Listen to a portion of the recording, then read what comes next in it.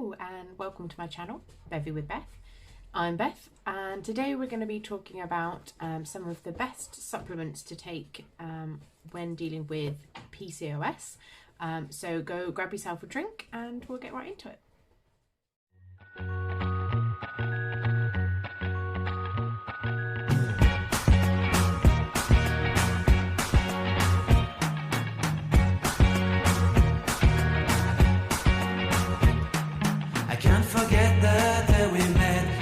So blue, me pressing through. I can't forget the day we met. Your smile so bright, it made me swoon.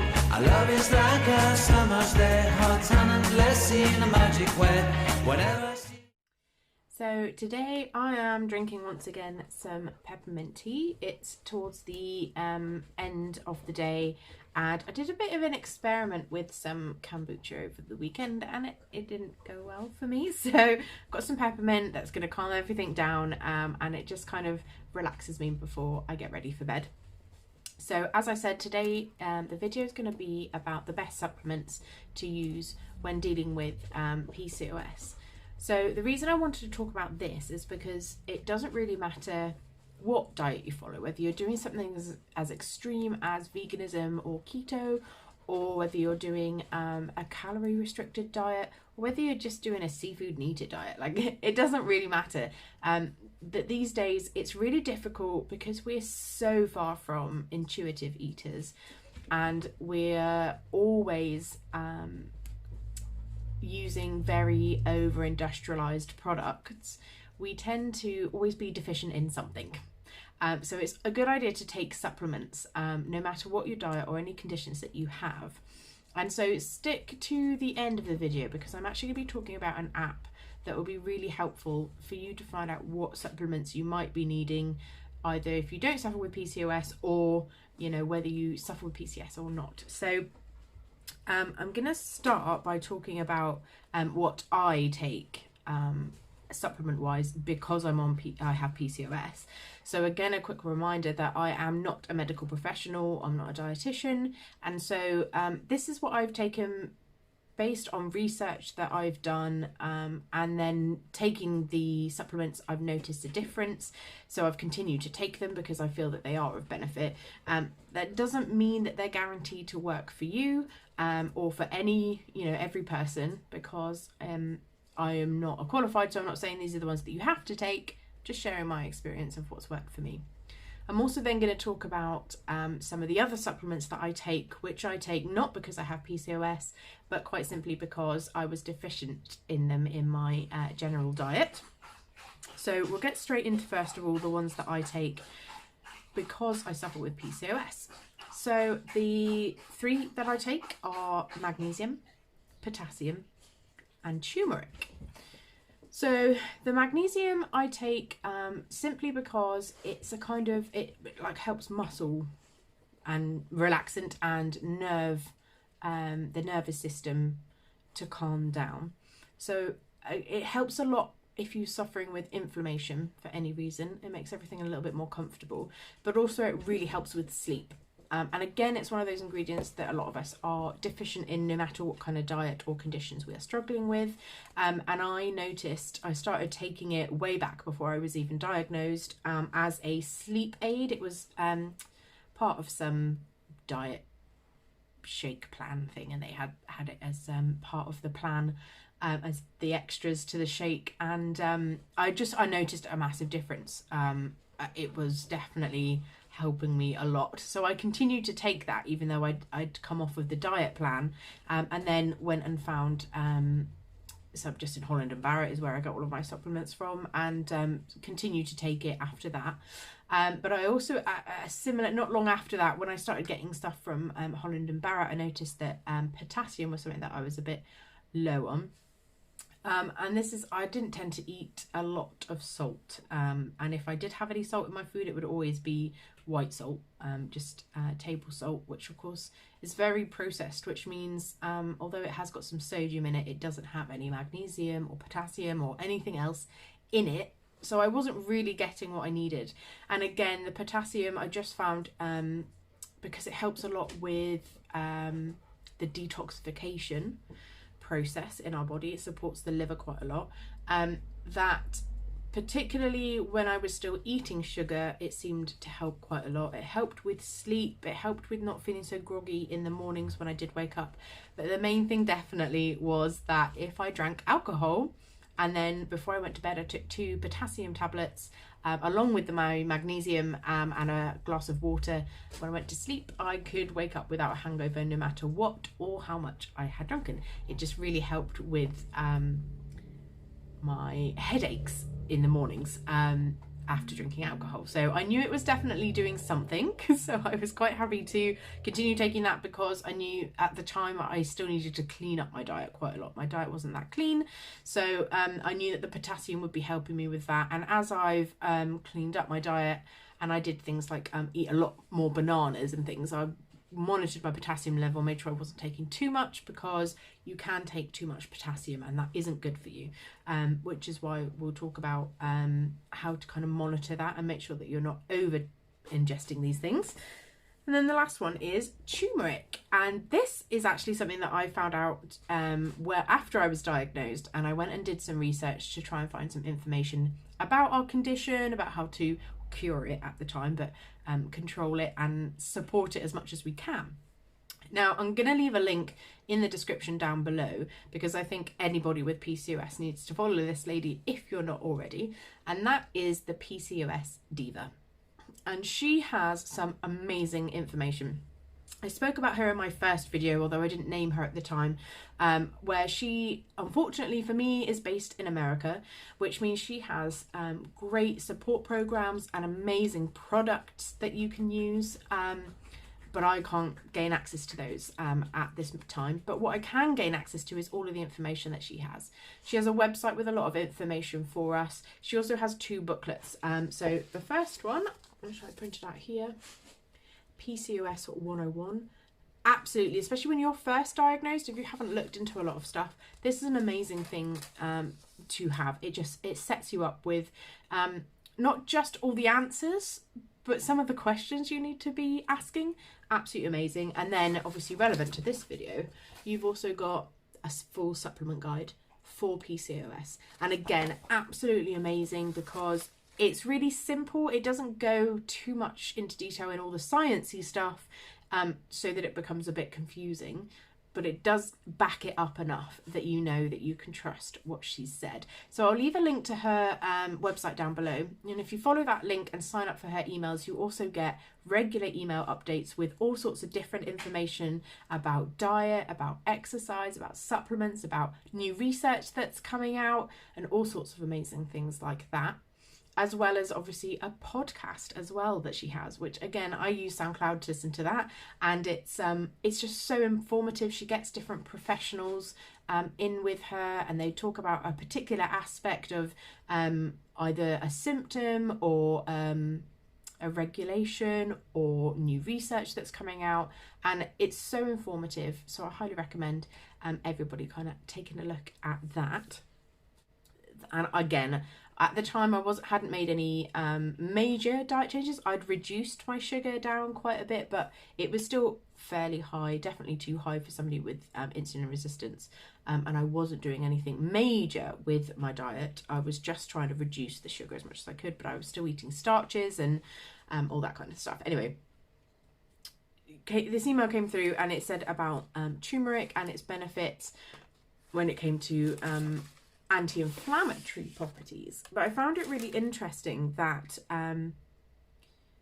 it's actually also really good when combined with black pepper. When those two come together, they're really good at controlling blood sugar levels as well. They're really supportive with anything, any issues that you have with blood sugar and insulin resistance. So actually combining those two, so by putting black pepper in my food and taking the turmeric as a supplement, I get kind of like a combined effect, because the turmeric really helps me with my inflammation and keeps all of that down, but then also will help to balance out my blood sugars when combined with the black pepper that's in my food. So I thought that was quite interesting.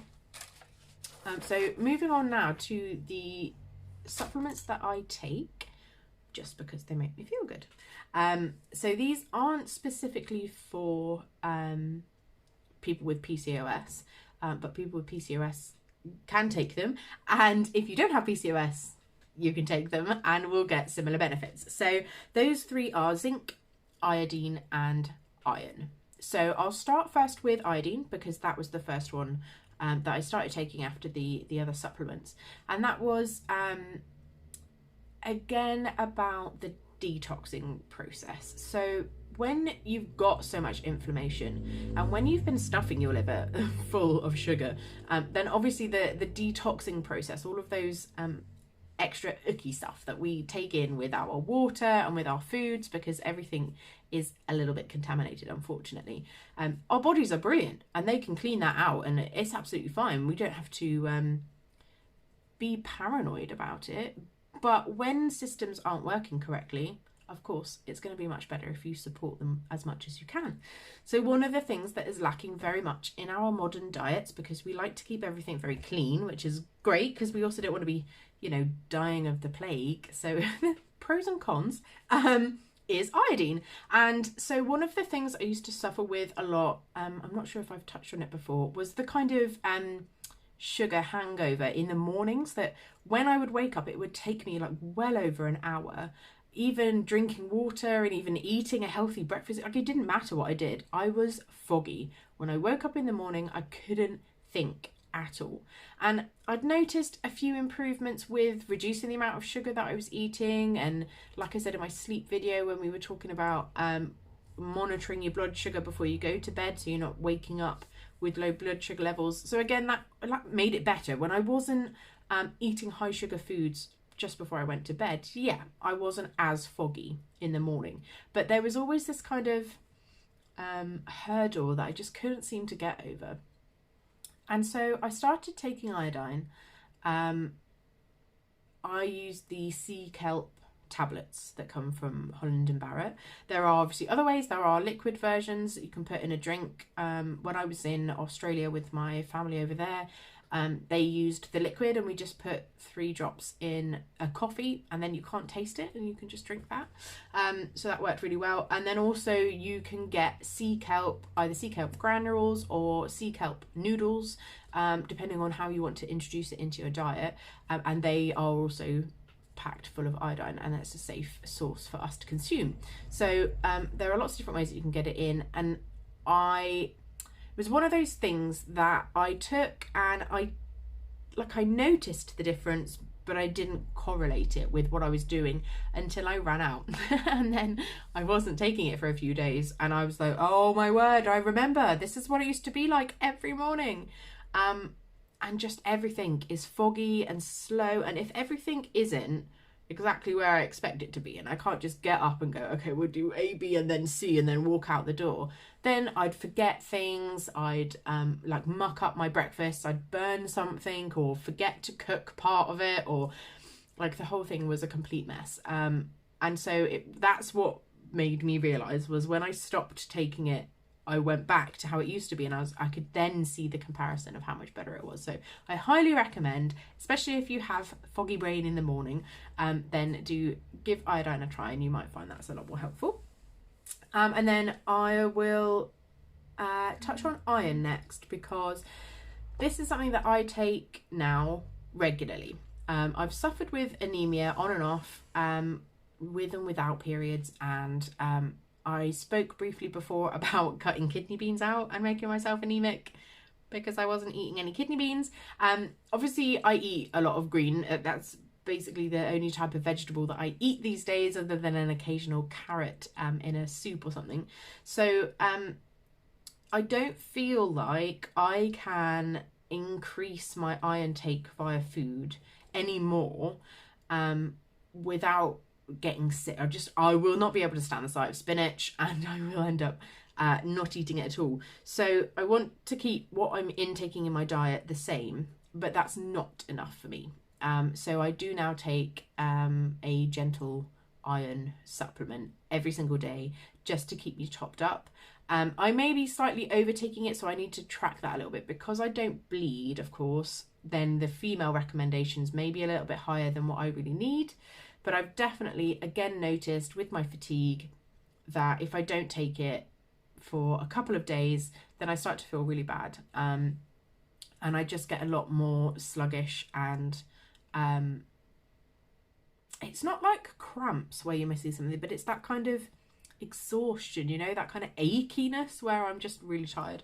So I take that, and I took that off my own back. I just felt that I knew I was lacking in iron, and I'd been eating a lot of liver, which was making me feel much better, but I can only really stomach liver if it's mixed in with sweet potato, and now I've cut sweet potatoes out. I was like, oh, I can't find a way to enjoy liver. That might change. I might be able to find a different way around, because one thing I will say for any supplement is if you can get it by eating a food as opposed to taking a tablet, I highly recommend that. I think it's important to take supplements because they make you feel so much better. So I'm a big advocate of taking supplements, but I believe you should look for a food source of it before resorting to taking a tablet instead. I just think that's a healthier and safer and more sustainable way for us to go about it. But sometimes it isn't possible, and so it's great that we now have access to supplements. So the last one is actually zinc. And I've saved this one to last because it kind of links in with the app that I want to talk to you about. It's not sponsored. I think this app is amazing, and I think everybody should use it. So I wanted to start changing my diet a bit more drastically. I was looking at trying to include some more kind of vegan meals, and also really look at restricting my intake. So I wasn't restricting calories. I was just looking at portion sizes because I was overeating so much. I wanted to look at portion sizes, and so I wanted to monitor calories, as in understand how much I was taking in without really doing a proper calorie reduction. Although I suppose it was really, because what I wanted to do was reduce, but it was too much. So I don't know. I don't see that as a calorie reduced diet because I'm not restricting myself from a normal recommended amount. I was just restricting my overeating, if you see what I mean. Anyway, the point is that one of my favourite YouTubers is Kate Flowers. I find her, although she's a vegan and I'm not vegan myself, I find her very balanced, where she's just trying to get people to be healthy and consider the planet, rather than really force feeding veganism and being like, you can't eat meat, it'll kill you. You know, she's just got this really positive vibe, but I absolutely love her. And she was talking about where the app that she uses to input all of her food to make sure that she's getting everything that she needs, because she is on a vegan diet and she often does a raw vegan diet. Then she wanted to make sure that she was getting everything that she needs by having such a restrictive diet. And the app is called Chronometer, and I will leave a link for it down below as well. And basically it's got a fantastic database where pretty much anything that you're going to be eating you can just find on the database, and it'll have a fantastic list of all the vitamins, minerals and macro and micronutrients. It's absolutely fantastic. And then you can get a report at the end of every day that will show you everything that you have reached, anything that you're missing, and anything that you've overdone. You can set the levels slightly. So for example, if you are vegan or if you were doing keto, then obviously those, especially the macros, are going to be slightly different. So you can set it so that your it'll fit to your current diet plan, but it's more kind of the vitamins and minerals that you can guarantee you're getting enough. So for me, as I started using it, I noticed a consistent lack of zinc.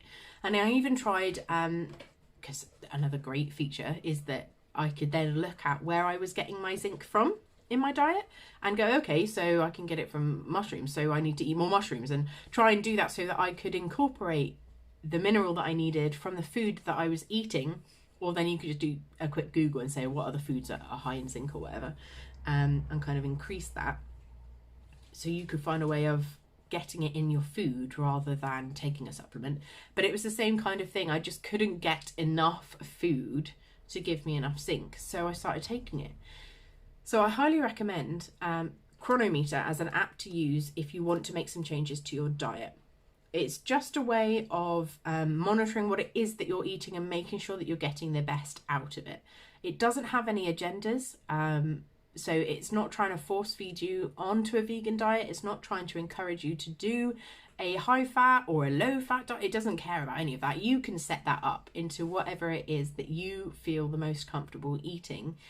But it does give you a really good idea of whether you're covering all of your bases. And I found it really helpful in finding out where those minerals and vitamins are coming from, and so where was best to increase or decrease if you were overtaking on something. Like I was overtaking on the potassium because I was taking a supplement and eating a lot of bananas and eggs, and so I was overdoing the potassium, and that's dangerous. So I could like monitor that and get that all sorted. So I highly recommend that app. Again, I haven't been sponsored. I just think it's fantastic. If you want to start looking at what is contained in your diet, then I highly recommend that app.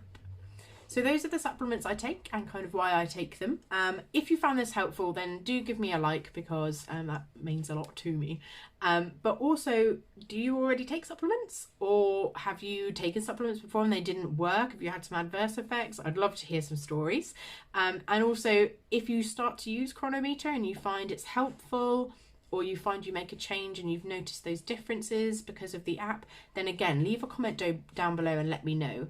Because one of the things I love the best is when I know that what I'm doing is helping you guys out, because that's what I'm really here for, is just to let you know what could work for you. And if you go and try something and it works for you, then I'd love to hear about that. And if you found something else that you've done that really helped you that you think I might benefit from, then please let me know about that as well, because again, we're all here to share and learn from each other.